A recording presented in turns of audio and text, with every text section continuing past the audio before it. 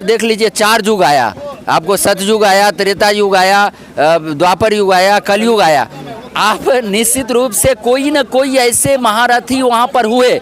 सतयुग में आपको मान लीजिए कि विष्णु भगवान आपको नरसिंह अवतार लिए, त्रेता युग में राम अवतार लिए, द्वापर युग में कृष्ण अवतार लिए, और आप मुझे लगता है कि निश्चित रूप से कलयुग एक जन स्वराज के लिए सूत्रधार जो प्रशांत किशोर है वो कलयुग का अवतार है, और निश्चित रूप से होगा, ऐसा मुझे विश्वास है। इस बार बदलाव होगा। एकदम जन स्वराज को लेकर कुछ कहना चाहेंगे आप?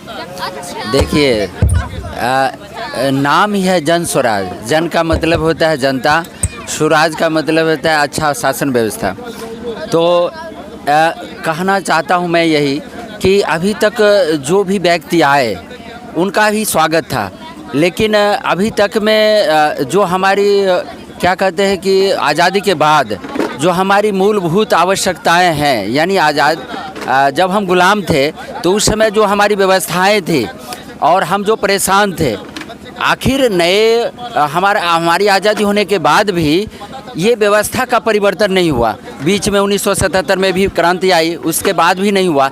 कहीं ना कहीं हमको लगता है कि सत्ता पक्ष के जो लोग हैं, सत्ता पर बैठे हुए जो विधायक हैं, यानी वो लोग विधाता जिसको कहा जाता है, वो लोग कहीं ना कहीं हमारी जो व्यवस्था चाहिए, जो हमें एक तरह से जो हमें जीने की जो व्यवस्था चाहिए, मूलभूत जो व्यवस्था है, उसमें कहीं ना कहीं सरकार जो है वो विफल रही है। इसलिए एक नई सोच के साथ एक पार्टी बनी है जिसका नाम जन स्वराज है, और उनके सूत्रधार प्रशांत किशोर जी हैं। मुझे लगता है ऐसा कि परिवर्तन करने के बाद कहीं ना कहीं कुछ न कुछ नई चीज़ देखने को मिलेगी। मुझे आप तो युवा हैं, आप भी सोच रहे हैं परिवर्तन को? अरे बाप, कहा जाता है कि देखिए अभी तक तो उधेड़ बूंद में पकड़ाया हुआ है। ये जो क्या कहते हैं सरकार जो रखी हुई, सरकार के समक्ष जो लोग हैं उसको तो उधेड़ बूंद में रखा हुआ है कि विद्यार्थी को छात्र जीवन में आना नहीं चाहिए। जबकि आप एक बात मानिए, युवा ही देश के भविष्य है, और युवा अगर आते हैं तो निश्चित रूप से एक अच्छी सोच, एक अच्छी व्यवस्था लेकर आएंगे। उनके मन में क्या रहता है, दिन रात जो रहती है एक नई सोच रहती है, और नए जब लोग आएंगे, युवा जब आएंगे, तो युवा कहते हैं कि देश का भविष्य है। आप भी समझ रहे हैं, आप भी युवा है सर। देश का भविष्य होता है। देश का भविष्य इसलिए होता है कि उस समय वो जो है अपनी जो पारिवारिक चीज़ें जो होती है, जो जहाँ पे डर रहता है, जब वो पारिवारिक बंधन में कोई बंध जाता है। युवा को कितना भागीदारी मिलने वाला ये बताइए। इसमें प्रशांत किशोर खुद युवा है, और इसमें युवा का मुझे लगता है कि कम से कम 50 से ज़्यादा % निश्चित रूप से इसमें मिलेगा जो काम कर सकते हैं। सरकार में आंख उठा के देख लीजिए, नीतीश कुमार को देख लीजिए, ठीक है ना, सभी नेता को देख लीजिए, तो युवा को कहाँ भागीदारी मिल रहा है? वही बातें ना आपको कह रहे हैं कि यहाँ पे मिलता है कौन, जो बलिष्ठ है। देखिए, उस व्यक्ति को प्रशांत किशोर जी बोलते हैं, और आपका भी जैसे युवा जो भी लोग हैं उनको सोचना चाहिए कि आप एक दमंग व्यक्ति को देते हैं, आप एक पैसे वाले व्यक्ति को देते हैं, आप एक स्मगलर व्यक्ति को देते हैं, जबकि सत्ता में जो व्यक्ति जाना चाहिए वो एक अच्छी सोच वाले युवा, और अच्छी सोच वाले जिनकी अच्छी सोच है, जो परिवर्तन कर सकते हैं, उसे आना चाहिए। अच्छा, आप युवा हैं, आप क्या आपको लगता है बिहार में बदलाव कर देंगे जन स्वराज? अच्छा, तो इतना दिन से बदलाव नहीं हो पाया, जन स्वराज बदलाव कर देंगे?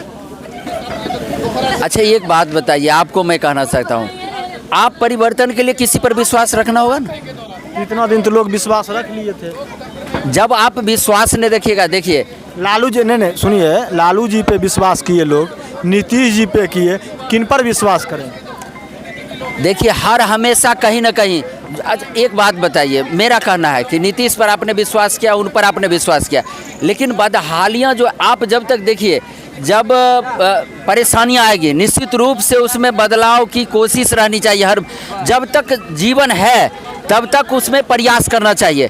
अगर आपको विश्वास नहीं होगा तो कभी भी परिवर्तन नहीं होगा। कहीं ना कहीं इसमें इसलिए बदलाव करना चाहिए कि जो बातें ये कह रहे हैं वो हमारी निश्चित रूप से बिहार के बदहाली का एक मूलभूत एजेंडा कहिए वो है। तो आप पर किसी न किसी पर विश्वास करना पड़ेगा, और विश्वास इसलिए कीजिए कि अभी तक जो हमें जो आवश्यकता थी वो पूर्ति नहीं हुई है। अगर ये आ जाए, आप 5 साल विश्वास करके देखिए ना। मेरा कहना है कि आप वो किए नहीं किए उससे नहीं मतलब है, मेरा कहना है कि 5 साल देख लीजिए, अगर ये नहीं करेंगे तो फिर आप जैसा है वैसा रहिएगा। लेकिन 5 साल तो मौका दीजिए कि कोई आदमी, अगर मान लीजिए आप कह रहे हैं, अगर बेटा एक बार कोई आदमी मान लीजिए कि फेल हो जाता है, एक बच्चा को पढ़ाए और 2 बेटा है उसका, एक बच्चा को अगर पढ़ाए वो नालायक हो गया, क्या दूसरा बेटा को भी आप नहीं पढ़ाइएगा? हो सके वो इंजीनियर हो जाए, हो सके अब्दुल कलाम आज़ाद हो जाए। तो ऐसा विश्वास भी करना पड़ेगा ना आपको कि कोई ना कोई ऐसा शख्स होगा। ऐसे आप देख लीजिए 4 युग आया, आपको सतयुग आया, त्रेता युग आया, द्वापर युग आया, कलयुग आया।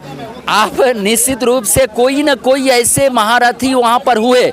सतयुग में आपको मान लीजिए कि विष्णु भगवान आपको नरसिंह अवतार लिए, त्रेता युग में राम अवतार लिए, द्वापर युग में कृष्ण अवतार लिए, और आप मुझे लगता है कि निश्चित रूप से कलयुग एक जन स्वराज के लिए सूत्रधार जो प्रशांत किशोर है वो कलयुग का अवतार है, और निश्चित रूप से होगा, ऐसा मुझे विश्वास है। इस बार बदलाव होगा, एकदम श्योर। चलिए बहुत बहुत धन्यवाद आप। बहुत बहुत धन्यवाद।